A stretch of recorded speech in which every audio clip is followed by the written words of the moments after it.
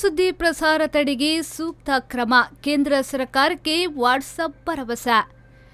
ಪ್ರಚೋದಕ ಅಂಶಗಳನ್ನು ಮತ್ತೆ ಮತ್ತೆ ಹರಡಲು ವಾಟ್ಸಪ್ ಅನ್ನ ದುರ್ಬಳಕೆ ಮಾಡಿಕೊಳ್ಳುತ್ತಿರುವ ಬಗ್ಗೆ ಭಾರತ ಸರ್ಕಾರದ ಕಳವಳವನ್ನು ಗಂಭೀರವಾಗಿ ಪರಿಗಣಿಸಿದೆ. ಫೇಸ್ಬುಕ್ ಮಾಲಕತ್ವದ ವಾಟ್ಸಪ್ ಇಲೆಕ್ಟ್ರಾನಿಕ್ಸ್ ಹಾಗೂ ಐಟಿ ಸಚಿವಾಲಯಕ್ಕೆ ಪತ್ರ ಬರೆದಿದ್ದು, ಈ ಹಿಂಸಾಚಾರದ ಭಯಾನಕ ಚಟುವಟಿಕೆಯಿಂದ ಕಂಪನಿ ಆತಂಕಗೊಂಡಿದೆ ಎಂದಿದೆ. ವದಂತಿ ಹಾಗೂ ಪ್ರಚೋದನಕಾರಿ ಬೇಜವಾಬ್ದಾರಿಯುತ ಸಂದೇಶಗಳು ವಾಟ್ಸಾಪ್ನಲ್ಲಿ ದೊಡ್ಡ ಸಂಖ್ಯೆಯಲ್ಲಿ ಹರಿದಾಡುತ್ತಿರುವುದರಿಂದ ಗುಂಪುಗಳು ಅಮಾಯಕರನ್ನ ಥಳಿಸಿ ಹತ್ಯೆಗೈಯುತ್ತಿರುವ ಪ್ರಕರಣಗಳು ಹೆಚ್ಚುತ್ತಿವೆ. ಈ ಬಗ್ಗೆ ಕೂಡಲೇ ಕ್ರಮ ಕೈಗೊಳ್ಳುವಂತೆ ಇಲೆಕ್ಟ್ರಾನಿಕ್ಸ್ ಹಾಗೂ ಐಟಿ ಸಚಿವಾಲಯ ವಾಟ್ಸಾಪ್ಗೆ ಸೂಚಿಸಿತು. ವಾಟ್ಸಪ್ ಮೂಲಕ ವದಂತಿಗಳು ಹರಡುತ್ತಿರುವ ಬಗ್ಗೆ ಭಾರತ ಸರ್ಕಾರದ ಪ್ರತ್ಯೇಕ ವಾಟ್ಸಪ್ ಪ್ರತಿಕ್ರಿಯೆ ನೀಡಿದೆ. ಹಾಗೂ ಭಾರತ ಸರ್ಕಾರದಂತೆ ನಾವು ಕೂಡ ಈ ಭಯಾನಕ ಹಿಂಸಾಚಾರದ ಚಟುವಟಿಕೆಗಳಿಂದ ಆತಂಕಗೊಂಡಿದ್ದೇವೆ. ನಾವು ಭಾರತದಲ್ಲಿ ನೂತನ ಬ್ರ್ಯಾಂಡ್ ಅನ್ನ ಪರೀಕ್ಷಿಸುತ್ತಿದ್ದೇವೆ. ಇದರಲ್ಲಿ ಯಾವಾಗ ಸಂದೇಶ ಕಳುಹಿಸಲಾಗಿದೆ ಹಾಗೂ ಸಂದೇಶಕಾರ ಯಾವಾಗ ಸಂದೇಶ ಬರೆದಿದ್ದಾನೆ ಎಂಬುದು ದಾಖಲಾಗಲಿದೆ. ಇದರಿಂದ ಸ್ವೀಕರಿಸಿದ ವ್ಯಕ್ತಿ ಸಂದೇಶವನ್ನ ಫಾರ್ವರ್ಡ್ ಮಾಡಲು 2 ಬಾರಿ ಯೋಚಿಸುವಂತಾಗ್ತದೆ.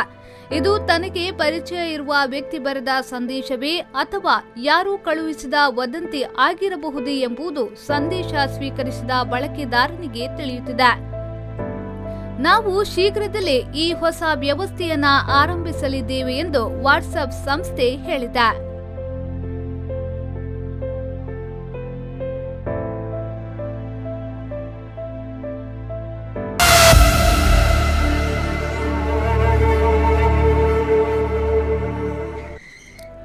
ಹತ್ಯೆ ಮಾಡಿ ಸುಡಲು ಬಯಸಿದ್ರು. ಕಳೆದ ಭಾನುವಾರ ಮಹಾರಾಷ್ಟ್ರದ ಧುಲೆಯಲ್ಲಿ ಮಕ್ಕಳ ಕಳ್ಳರು ಎಂದು ಶಂಕಿಸಿ 5ರನ್ನ ಹತ್ಯೆಗೈದಿದ್ದ ರೇನ್ಪಾಡ ಜನರು ಹತ್ಯೆಗೈದ ತಕ್ಷಣ ಅವರನ್ನ ಸುಟ್ಟು ಹಾಕಲು ಬಯಸಿತ್ತು ಎಂದು ಪೊಲೀಸರು ಹೇಳಿದ್ದಾರೆ. ನಾತಾ ಗೋಸಾಯಿ ಸಮುದಾಯದ ಸಂತ್ರಸ್ತರು ಜಿಲ್ಲೆಯಲ್ಲಿ ಭಿಕ್ಷೆ ಬೇಡುತ್ತಿದ್ದಾಗ ಮಕ್ಕಳ ಕಳ್ಳರು ಎಂದು ಶಂಕಿಸಿ ಅವರ ಮೇಲೆ ಹಲ್ಲೆ ನಡೆಸಲಾಗಿತ್ತು. ನಂತರ ಪೊಲೀಸರಿಗೆ ಈ ವಿಷಯ ತಿಳಿದು ಸ್ಥಳಕ್ಕೆ ಹೋದಾಗ ಸುಮಾರು 3,000 ಜನರು ಸ್ಥಳದಲ್ಲಿ ಸೇರಿದ್ರು. ಪೊಲೀಸರು ಶವವನ್ನ ವಶಕ್ಕೆ ಪಡೆಯುವುದಕ್ಕೂ ಜನರು ವಿರೋಧ ವ್ಯಕ್ತಪಡಿಸಿದ್ರು.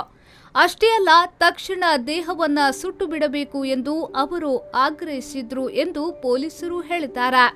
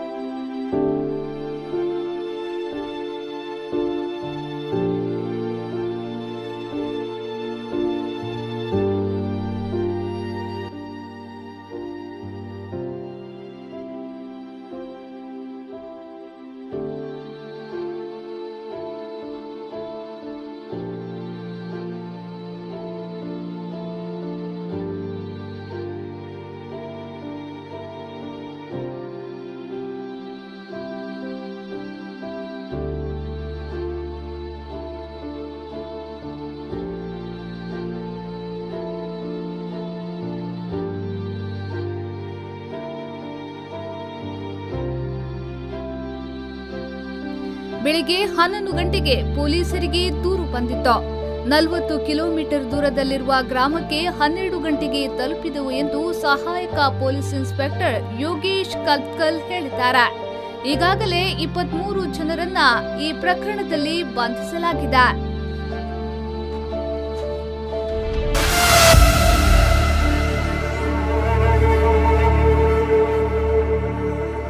ಗಾಂಜಾ ಹುಕ್ಕ ಇ ಸಿಗರೇಟ್ ಸಹಿತ ಸೆರೆ. ಚೆಮ್ನಾಡ್ ಶಾಲಾ ಪರಿಸರದಲ್ಲಿ ಅಂಗಡಿಯಿಂದ ಗಾಂಜಾ ಹುಕ್ಕ ಇ ಸಿಗರೇಟ್ಗಳನ್ನು ಪೊಲೀಸರು ವಶಪಡಿಸಿ ಚೆಮ್ನಾಡ್ ನಿವಾಸಿ ಸಹೀರ್ ಅಬ್ಬಾಸ್ನನ್ನ ಬಂಧಿಸಿದ್ದಾರೆ. 15 ಗ್ರಾಂ ಗಾಂಜಾ ಪ್ಯಾಕೆಟ್, ಗಾಂಜಾ ಸೇದಲು ಬಳಸುವ ಒಸಿಬಿ ಪೇಪರ್ಗಳು, 8ರಷ್ಟು ಹುಕ್ಕಗಳು, ಇ ಸಿಗರೇಟ್, ಇದರ ಚಾರ್ಜರ್ ಮುಂತಾದವುಗಳನ್ನು ವಶಪಡಿಸಲಾಗಿದೆ. ಇವು ಮುಂಬೈಯಿಂದ ಬರುತ್ತಿವೆ ಎಂದು ಪೊಲೀಸರಿಗೆ ಮಾಹಿತಿ ಲಭಿಸಿದೆ. ಶಾಲಾ ವಿದ್ಯಾರ್ಥಿಗಳನ್ನ ಕೇಂದ್ರೀಕರಿಸಿ ಇವುಗಳನ್ನು ಮಾರಾಟ ಮಾಡಲಾಗುತ್ತಿದೆ. ಇದರ ಹಿಂದೆ ಭಾರೀ ಮಾಫಿಯಾ ತಂಡವಿದೆ ಎಂದು ಪೊಲೀಸರು ಶಂಕಿಸಿದ್ದಾರೆ. ರಹಸ್ಯ ಮಾಹಿತಿಯ ಹಿನ್ನೆಲೆಯಲ್ಲಿ ಕಾಸರಗೋಡು ನಗರ ಠಾಣೆ ಸಿಐ ಅಬ್ದುಲ್ ರಹಿಮಾನ್ ಅವರ ನಿರ್ದೇಶನದ ಪ್ರಕಾರ ಚೆರ್ವತ್ತೂರಿನಿಂದ ಮಂಜೇಶ್ವರದವರೆಗೆ ಸೈಕಲ್ನಲ್ಲಿ ಮಾದಕ ವಸ್ತುಗಳ ಬಗ್ಗೆ ಜಾಗೃತಿ ನಡೆಸಿದ ಎಸ್ಪಿ ಡಾ ಶ್ರೀನಿವಾಸ್ ಅವರು ಚೆಮ್ನಾಡ್ ಶಾಲೆಯಲ್ಲಿ ಮಧ್ಯಾಹ್ನದವರೆಗೆ ತರಗತಿಯನ್ನ ನಡೆಸಿದ್ರು. ಆ ಬಳಿಕ ಪೊಲೀಸರಿಗೆ ಈ ಪರಿಸರದಲ್ಲಿ ಮಾದಕ ವಸ್ತುಗಳು ಮಾರುತ್ತಿರುವ ಬಗ್ಗೆ ರಹಸ್ಯ ಮಾಹಿತಿ ಲಭಿಸಿತ್ತು.